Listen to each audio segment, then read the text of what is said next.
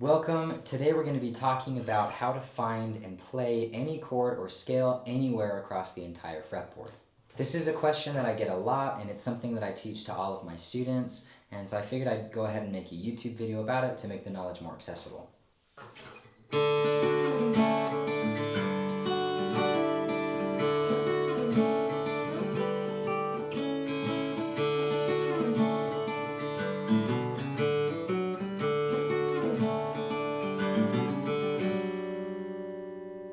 So what we're going to be talking about today is a system called the CAGED system.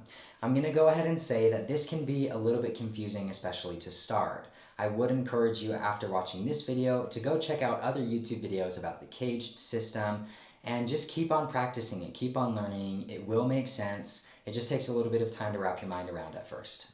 Before jumping into this, you need to know 5 major open chord shapes. Those are C major, A major, G major, E major, and D major. If you have experience with bar chords, that'll help a lot, but it isn't necessary. And if you understand what keys are, that'll probably help this make a little more sense as well, but again, not necessary. One more thing that you should definitely learn before you try to memorize the CAGED system is you should memorize the notes on the low E and A strings. You don't have to worry about the sharps or flats right now, but just make sure you understand the main ones. I'll go ahead and show them, but you might want to take a day or two to really lock those in before you try to get too far into the CAGED system, because it can kind of get confusing if you don't know where your notes are. So starting on the low E string, open, I have an E, 1st fret, F, 3rd fret, G, 5th fret, A, 7th fret, B, 8th fret, C, 10th fret, D, and 12th fret is your octave, E. On the A string, I have open A, 2nd fret, B, 3rd fret, C, 5th fret, D, 7th fret, E, 8th fret, F, 10th fret, G, and 12th fret, your octave A. You definitely should have a pretty decent idea of where all of those are before you jump into the CAGED system, otherwise it'll probably be pretty confusing and hard to follow. There are 2 things that we need in order to find any chord or scale anywhere on the fretboard. The first thing that we need to understand is the shape of the chord or scale that we're going for. In other words, is it a major chord shape? Is it a minor chord shape? And secondly, you have to understand where that chord or scale or shape starts. In other words, what is the root of the chord? What is the root of the scale? If we manipulate the shape of a chord or scale, we change the quality of that chord or scale. For example, we change it from major to minor, or from minor to diminished or dominant 7 or something like that. That's called the quality of the chord or scale. But if you manipulate the starting point, that's where you change the key or the chord. For example, I'm playing an A major instead of a G major, or I'm playing a B major instead of a C major. So manipulating the shape changes the quality, major, minor, that sort of thing. Changing the starting point changes what chord or scale we're actually playing. Is it an A? Is it a B? Is it a C? To help you understand that concept, let me give you a couple examples before we jump into the CAGED system. Let's take a look at an F major chord. And let's understand the shape and the starting point of this chord. The shape is physically what my fretting hand is doing. It's like without the guitar, it's basically this shape, right? That shape makes a major sound on the guitar. So because of that shape, it's a major chord, and the starting point is F. That's what makes it F major. So this shape right here, out of context, that's not an F major. This is a major chord shape. It becomes F major when we start on F. So what if we take that shape and start it on G, like this? Well, now we have the same major chord shape, so this is what makes it major. This shape makes it major, but I'm starting on G, so it's a G major. If I move that to A, so my starting point is A, but the shape is the same, now I have an A major chord. So the shape stays the same, but the starting point moves. F major, G major, A major. If I manipulate the shape, but keep the starting point the same, that's where I change the quality. For example, if I lift my middle finger up, now I'm playing a minor chord shape. So I'm still starting on F, but I'm playing a minor chord shape, which makes it F minor. If I take that shape and move it, let's say starting on G, now I have G minor, now I have A minor, and so changing the shape changes the quality. For example, F major to F minor, but changing the starting point, for example F to G, changes what chord or scale we're actually playing. Let's take a look at a C major chord now as another example. Now, if I pretend to play that chord just in the air, it looks something like this, right? This is the shape. This is what I'm talking about. This is not a C major. This is a major chord shape. It becomes C major when I play the major chord shape starting on C. So, major chord shape starting on C, C major. So it's those two things together, the shape plus the starting point. So let's say I have a C major shape, but I move my starting point up to a D note. Now, a major chord shape plus starting on D means this is going to be a D major. So I have C major here, I have D major, I can move this up to an E. Now I have E major. The same principle of shapes and starting points applies to scales as well. I'm going to talk more about chords in this video, but just to help you understand how this applies to scales, let's take a look at a minor pentatonic scale. So let's look at A minor pentatonic. My shape is what my fingers are physically doing. It's a 3 fret jump, 2 fret jump, 2 frets, 2 frets, 3 frets, 3 frets. So that's a minor pentatonic shape, but I start on A. So that is A minor pentatonic. So if I move my root down to G and play the same shape, that's G minor pentatonic. If I move that up to a B, that is a B minor pentatonic. So that's how you manipulate the shapes and starting points to change a chord. Now let's talk about the CAGED system and start putting it all together. The first goal of the CAGED system is to be able to play any single chord across the entire fretboard. So let's take a look at a G major just to start. You probably know this version of a G major. And we just took a look at this one. So let's understand the shapes and starting points of those two chords. So this is another example of a major chord shape, and it starts on G, which makes this a G major chord. So if I take this major chord shape and start it on G, now I have another G major chord. If I look at this C major shape, I already showed you I can slide this up to D, but if I slide it way up here to G, I'm playing the same shape, but now I'm starting on G, and it's a G major chord. So already with that knowledge, I know I have a G major chord here, I have a G major chord here, and I have a G major chord here.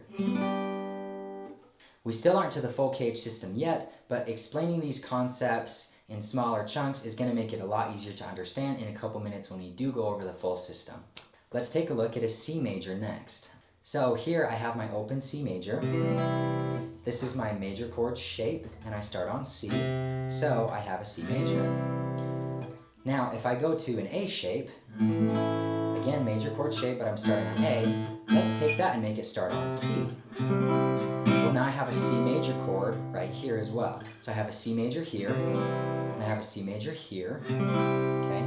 Now, if I find another C root note up here, I can play another major chord shape.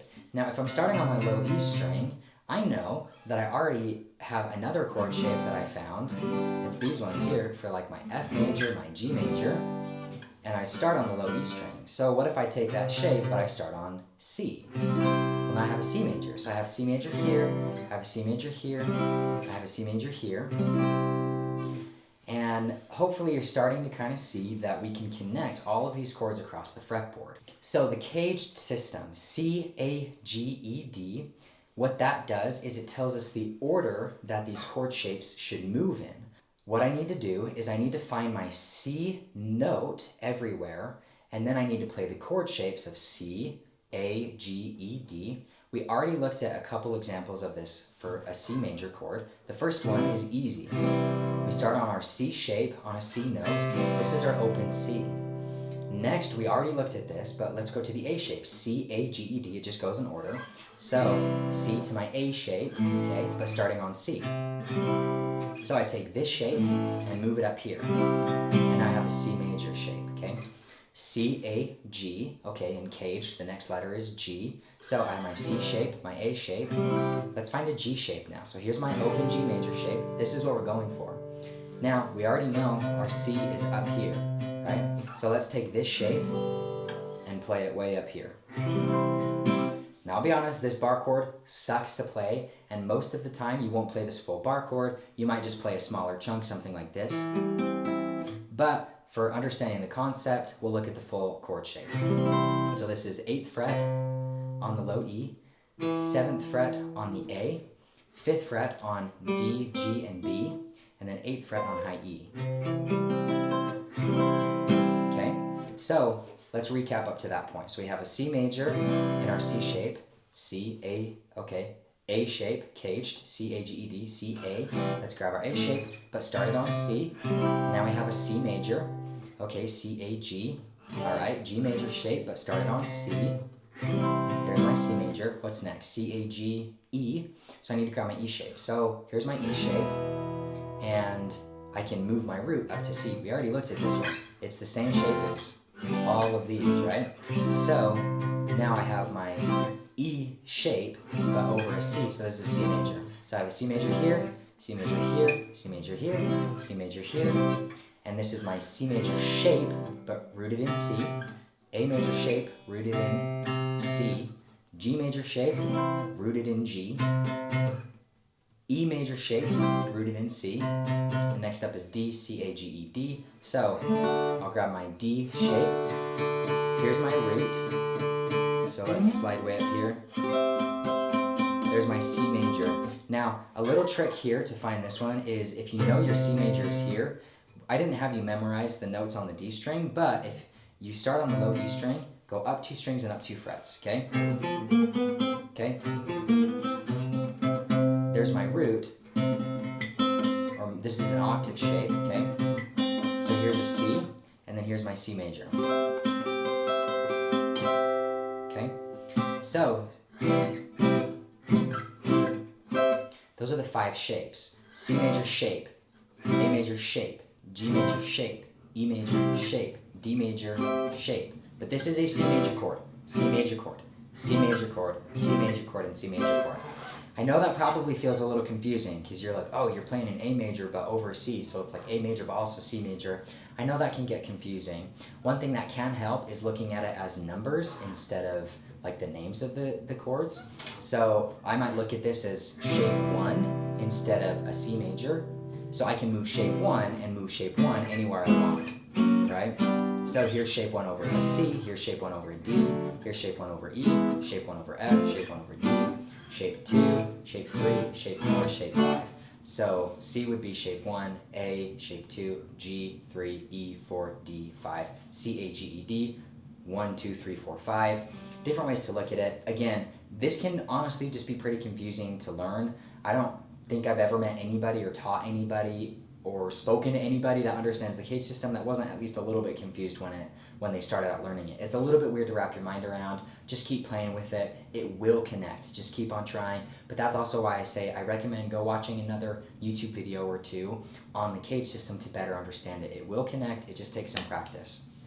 Now the final piece I'll explain of the CAGED system is that after the D shape, it restarts on the C shape. So let's go ahead and take a look at our open D major and do the CAGED system chords all the way up the neck to understand what I mean here. If I start on a D major, C, A, G, E, D, my next one, looping, is going to be C. So C, A, G, E, D, I'm on it to a C shape. So I start on my D shape, now I have to grab my C shape, but started on D, okay?